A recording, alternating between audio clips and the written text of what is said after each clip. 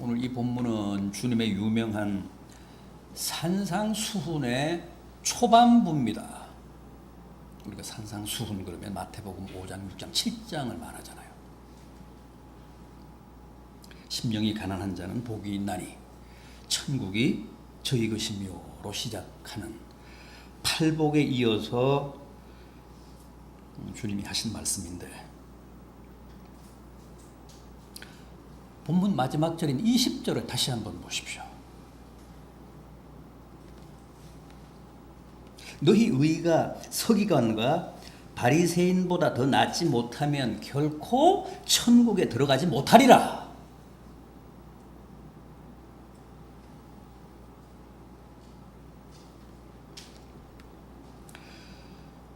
여러분, 주님의 이 말씀이 왜 어렵고 심각할까요?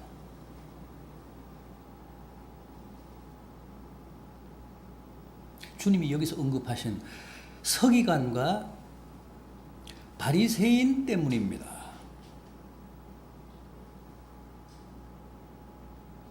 서기관과 바리새인으로 말하면 당시 유대 사회를 대표하는 의인,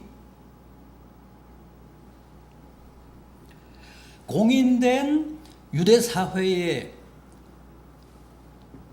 최상위층 의인이고, 유대교에서 말하는 의인의 모범, 의인의 귀감, 의인의 모델이었습니다.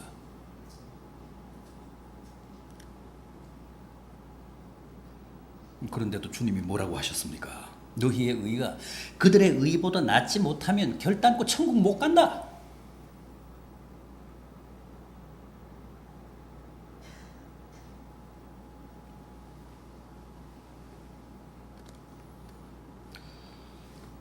그렇다면 과연 현실적으로 누가 천국 갈 수 있을까요? 의의 교과서 같은 존재들, 의의 화신을 자처하던 바리새인, 서기관보다 더 나은 의라야 천국 갈 수 있다면 도대체 몇 사람이나 천국 갈 수 있을까요? 여러분들은 자신 있습니까?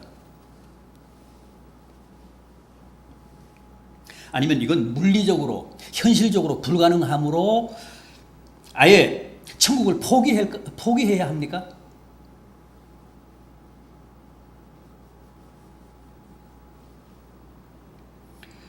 여러분, 여기서 주님이 말씀하신 바리새인과 서기관은 어떤 사람들이었습니까?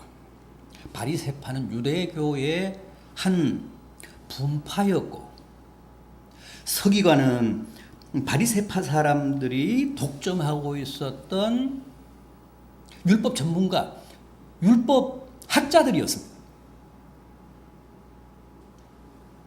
이 서기관들이 성경을 필사했어요. 옛날에는 다 성경을 필사했잖아요.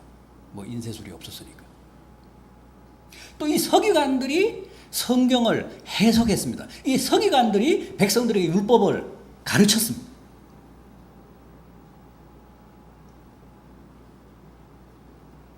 지금 우리 기독교에도 여러 파가 있잖아요. 크게는 로마 가톨릭교, 히랍 정교회, 또 우리 개신교. 이게 다 기독교고 기독교의 분파들이죠. 또 우리 개신교 안에서도 파가 많잖아요. 우리가 속한 장로교, 장로교 안에서도 수십 개 파가 있습니다만, 일단 루터교, 침례교, 감리교, 성결교, 성공회, 구세군. 그런데 주님 시대 유대교 안에도 이런 분파가 있었습니다. 우선 바리새파와 사두개파가 있었고, 또 에세네파라고 있었습니다. 신비주의자들, 고행주의자들, 은둔주의자들, 에세네파. 또 무력으로 봉기해서 외세로부터 나라를 지키자, 나라를 구하자는 열혈당도 있었습니다. 유대교 안에 열혈당, 젤롯파라고 그러죠. 젤롯파. 민족 해방 전선.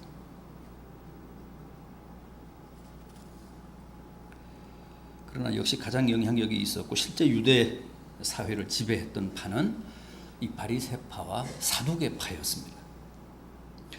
바리새파는 종교 귀족입니다. 예루살렘 성전과 율법을 장악한 기득권자들. 유대 사회는 종교 사회였잖아요. 그 종교 사회에서 종교 최상위층들이 다 바리새파였습니다. 사두개파는 산헤드린을 장악했습니다. 요즘식으로 말하면 국회 최고 정책기관. 그러니까 세속적인 권력을 장악했던 파가 바로 사두개파였습니다. 당시 유대 사회는 사실상 이 양대 분파가 종교와 권력과 교육과 부를 다 장악하고 있었습니다. 바리새라는 말은 구별하다는 뜻인데 실제 그들은 율법을 철저하게 지켰고 백성들에게도 그걸 강요했습니다.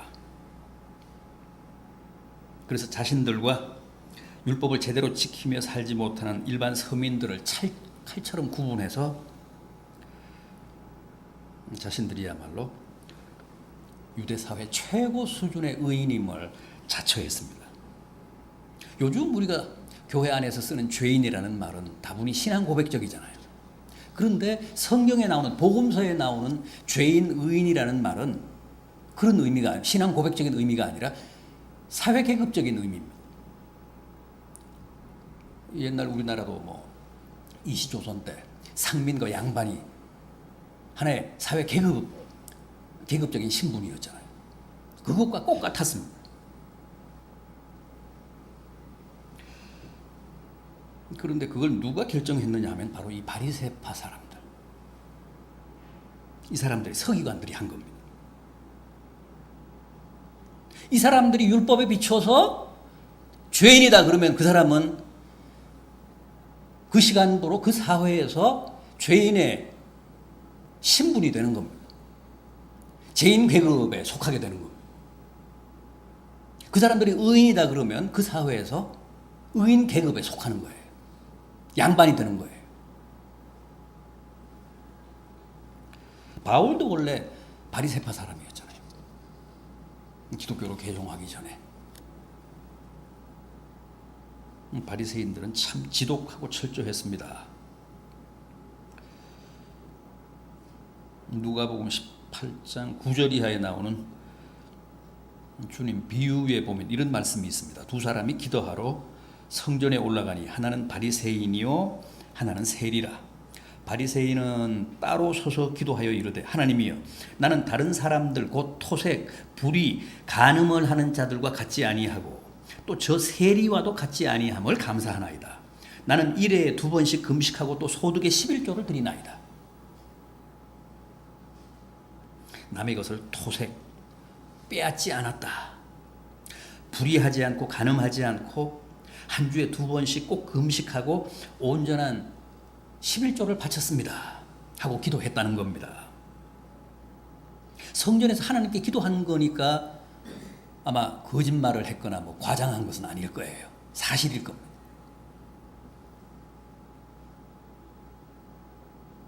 어디 그뿐입니까? 이 바리새파 사람들은 지금도 이슬람 신자들이 하루 5번씩 메카를 향해 기도하는 것처럼 예루살렘 성전을 향해 하루 3번씩 꼭 기도하고 안식일을 절대적으로 성수하고 각종 절기를 철저하게 지켰습니다. 또 이들은 당시 유대 사회의 귀족들로 모든 상권 이권을 다 장악하고 있었기 때문에 고소득자들이었습니다. 아주 수입이 많은 사람들이었습니다.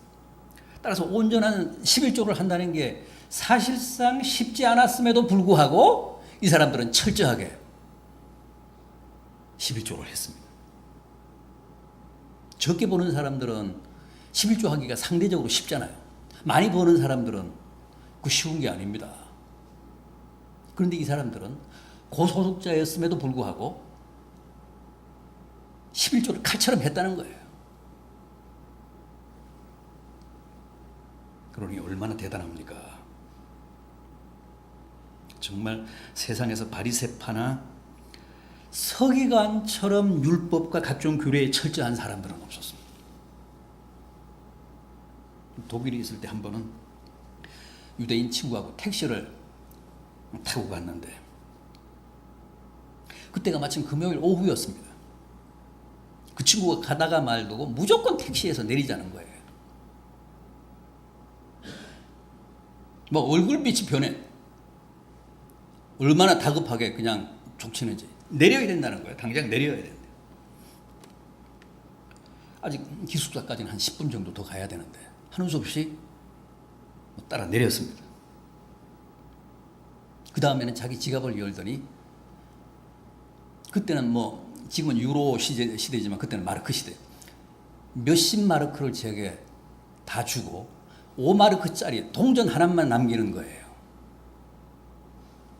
이제 조금 있으면 6시가 되고 6시가 되면 안식일이 시작되기 때문에 택시를 타서도 안 되고 몸에 돈을 많이 지녀서도 안 된다는 거죠.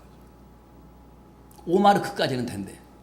달랑 동전 하나만 남기고 제게 몇십 마르크를 다 주는 거예요.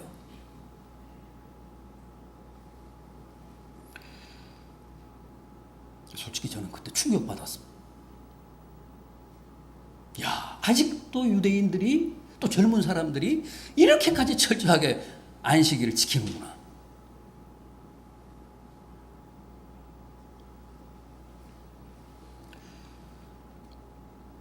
그런데 2000년 전 주님 시대 유대인, 그것도 일반 유대인이 아닌 바리새파들이었으니까 오죽했겠습니까?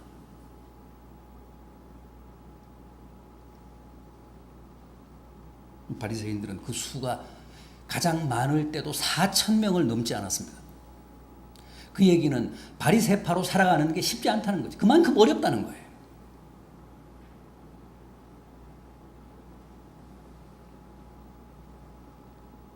자, 그런데도 주님이 뭐라고 하셨습니까? 너희의 의가 저렇게 지독한 바리새파보다 낫지 못하면 천국 절대 못 간다.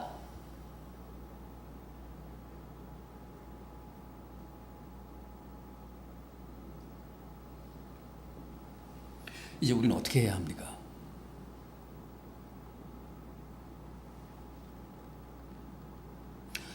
바리새파보다 더 나을 자신 있습니까?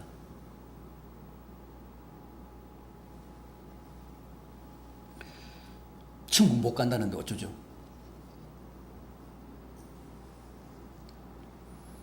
여러분, 여기서 주님이 말씀하신 바리새인의 의란 어떤 겁니까? 너희의 의가 바리새의 의보다 낫지 않으면 할 때 말씀하신 그 바리새인의 의, 그야말로 율법적인 의죠. 형식적인 의, 문자적인 의, 기계적인 의, 외식적인 의.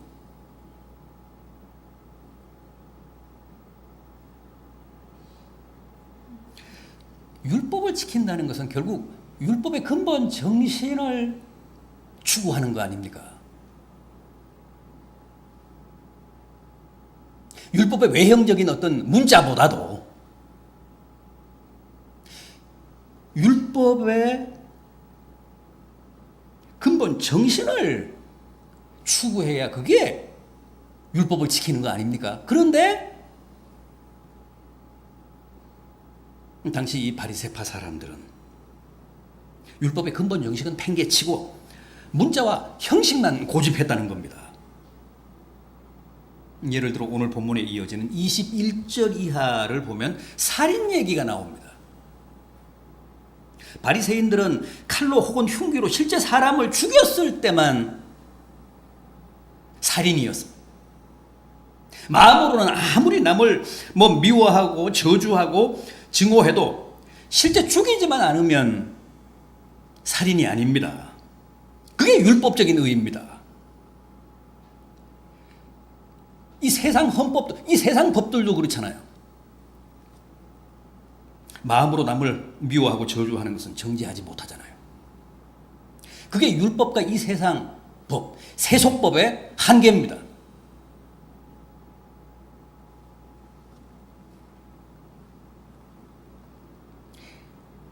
27절 이하도 보십시오. 간음이 나옵니다. 마찬가지입니다. 아무리 마음으로 음욕을 품고 있어도 실제 그것을 행동으로 옮기지 않으면 간음이 아닙니다. 그게 율법입니다. 그게 율법적인 의입니다. 그게 바리새인의 의입니다. 그런데 주님이 말씀하신 의는 어떤 겁니까? 형식이 아니라 문자가 아니라 법조항이 아니라 그 정신을 추구하라는 겁니다. 그 본질을 추구하라는 겁니다.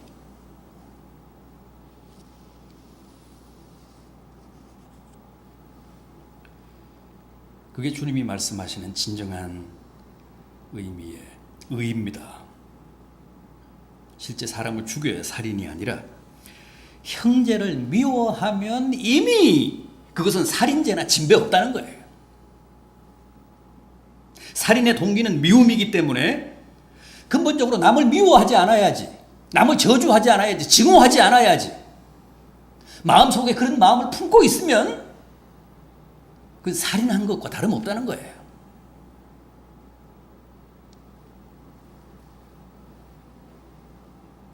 조건에나 환경이 여의치가 않아서 본의 아니게 죽이지 못하고 있을 뿐이지 상황만 뒷받침이 된다면 결국 그 미움이 살인이 된다는 겁니다. 간음도 마찬가지입니다.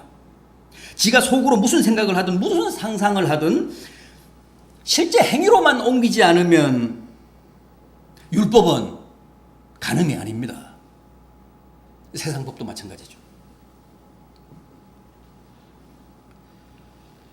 그러나 주님이 말씀하신 의란 실제 행위를 하지 않았어도 마음속에 음욕을 품었다면 그건 이미 간음죄를 범한 거라는 거예요. 행위란 결국 그 마음의 연장이잖아요. 도적질도 마찬가지입니다. 율법은 아무리 탐심을 품어도 실제 남의 것을 훔치지 않으면 더 이상 정죄하지 않습니다. 그러나 주님은 아닙니다. 실제 절도를 했느냐 안 했느냐가 중요하기보다는 그건 그 다음 문제고 그 마음에 탐심이 있느냐 없느냐 그걸 보십니다.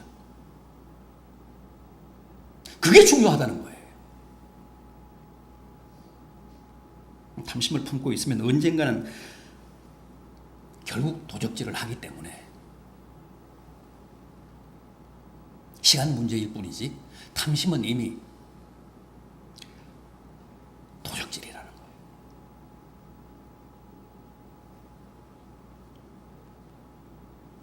그래서 주님이 뭐라고 하셨습니까? 29절 이하를 보십시오. 내 오른 눈이 너로 실족하게 하면 빼어버리라. 내 오른손이 너로 실족하게 하거든 찍어버리라. 정말 무시무시한 말씀인데 이게 다 무슨 뜻이라고요? 정말 눈이 범죄하면 눈을 뽑고 손이 범죄하면 손을 찍고 발이 범죄하면 발을 찍으라는 말씀입니까? 아니라고 했죠. 정말 그런 뜻이라면 우리는 하루도 못 가서 우리 몸에 멀쩡한 지체는 하나도 없을 겁니다. 손발 다 찍고 눈도 다 뽑고 마음이 범죄하면 심장까지 도려내서 아마 하루도 못 가서 우리는 다 죽을 겁니다.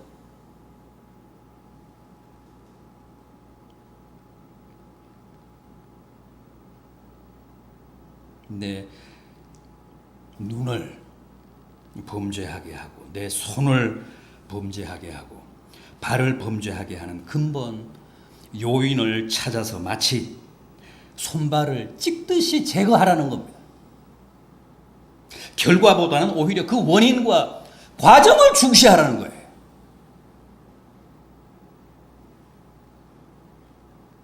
겉으로 나타나는 현상에만 연연할 게 아니라 그 동인을 살펴서 보다 근본적인 조치를 취하라는 겁니다. 그게 주님이 원하시는 의를 추구하는 삶입니다. 그게 바로 참된 의라는 거예요.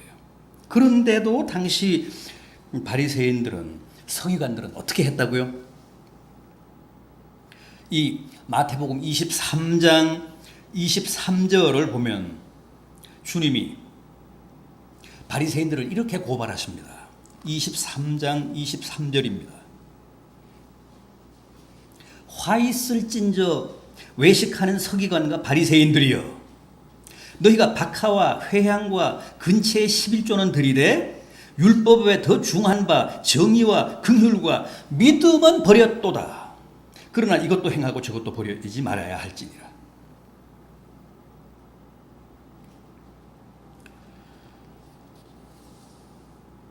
너희 외식하는 서기관과 바리새인들이여, 율법의 근본 정신을 버렸도다.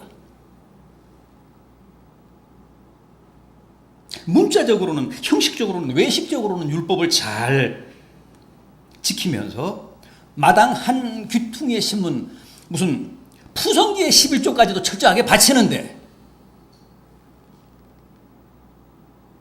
정작 율법의 근본 정신인 정의라든가 긍휼이라든가 믿음은 다 버렸다는 거예요. 그래서 화가 있으라며 저주를 선언하신 겁니다. 어디 그뿐입니까? 이어지는 마태복음 23장 25절 이하를 보면 더 신랄하고 통렬합니다. 마태복음 23장 25절 이하. 화 있을진저 외식하는 서기관들과 바리새인들이여, 잔과 대접에 거천 깨끗이 하되 그 안에는 탐욕과 방탕으로 가득하게 하는도다. 눈 먼 바리새인이여, 너는 먼저 안을 깨끗이 하라. 그리하면 그것도 깨끗하리라. 화 있을진저 외식하는 서기관들과 바리새인들이여, 회칠한 무덤 같으니 겉으로는 아름답게 보이나 그 안에는 죽은 사람의 뼈와 모든 더러운 것이 가득하도다. 이와 같이 너희도 겉으로는 사람에게 옳게 보이되 안으로는 외식과 불법이 가득하도다.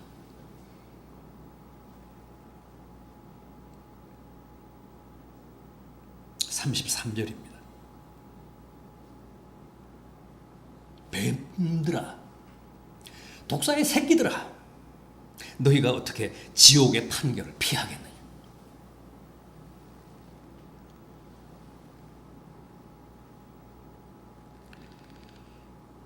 이게 바로 당시 서기관과 바리새인들의 형식적인 의, 외식적인 의, 율법적인 의, 문자적인 의에 대한 주님의 고발이자 분노였습니다.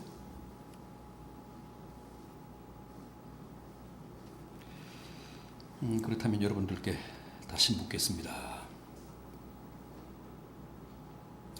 여러분들은 바리새인들, 서기관 같은 형식적인 의, 율법적인 의는 지킬 수 없어도 주님이 말씀하신 율법의 진정한 정신만큼은 추구하실 수 있겠습니까?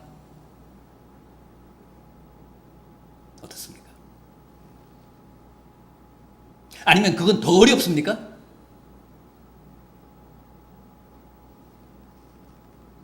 오히려 율법의 외형주의, 바리새인과 같은 그런 형식주의, 문자주의가 더 쉽습니까?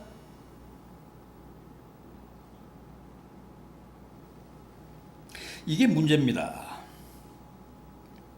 주님이 비판하신 바리새인과 서기관들의 율법적인 의가 외식이고 형식이고 위선이어서 우리가 그 길로 가면 안 된다면 우리는 주님이 말씀하신 율법의 근본적인 정신을 추구할 수 있어야 되는데 그건 늘 쉽습니까? 그건 오히려 더 어렵잖아요.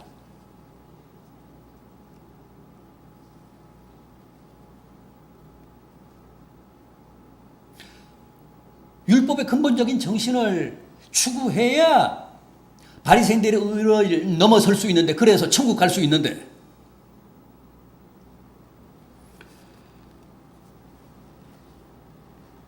우리는 바리새인들처럼 형식도 안 되고 그렇다고 율법의 근본 정신을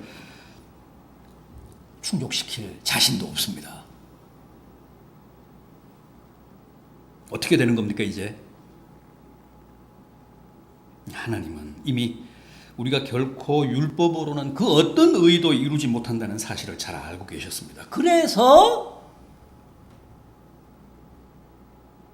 주님을 통해 복음적인 의를 주셨습니다. 그게 뭡니까? 율법적인 의를 초월하는 믿음으로 말미암은 의잖아요. 믿음으로 말미암은 의, 어떤 겁니까? 율법으로는 어떤 식으로든 결코 구원 얻을 수 없다는 사실을 깨닫고 복음을 믿는 겁니다. 복음이 뭡니까? 주님의 대속 아닙니까? 주님이 내 대신 십자가에 달리셔서 율법을 제대로 지키지 못한 내 모든 죄값을 대신 지불해 주셨다는 사실을 믿음으로써 내게 주어지는 의, 그걸 우리는 칭의라고 합니다. 의인이라고 합니다. 의롭다고 칭해 주신다. 칭의. 의롭다고 인정해 주신다. 의인.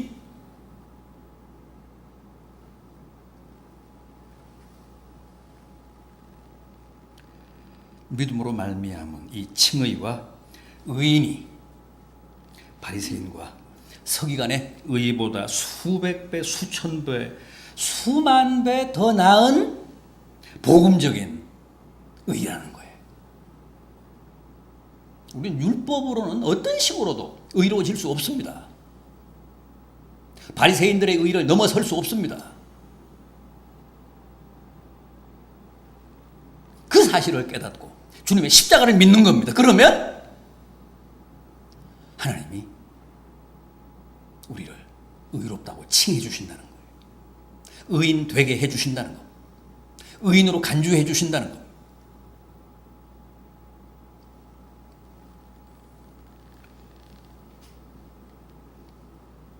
절대 율법으로는 의로워질 수 없습니다. 바리새인의 의를 넘어설 수 없습니다. 그래서 하나님이 우리에게 주신 은혜의 길, 바로 복음적인 의의 길, 믿음으로 말미암은 의의 길, 이것만이 우리가 구원 얻을 수 있는 길입니다. 천국 갈 수 있는 길입니다. 십자가를 믿으면 무조건 하나님이 우리가 의롭지 않지만 의롭다고 불러주십니다. 의롭지 않지만 의로운 자로 간주해 주십니다. 왜? 주님이 십자가에서 우리 대신 희생하셨기 때문에. 주님이 십자가에 달리셔서 우리의 죄값을 대신 지불해 주셨기 때문에, 해결해 주셨기 때문에.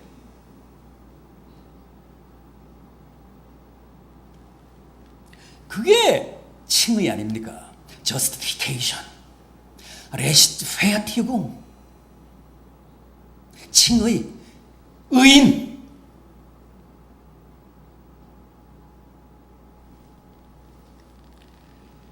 부디 이 복음적인 의, 믿음으로 말미암은 의를 통해 바리새인들의 율법적인 의를 넘어서심으로 다 구원받고 다 천국 가시는 복된 성도들 되시기를 진심으로 기원합니다.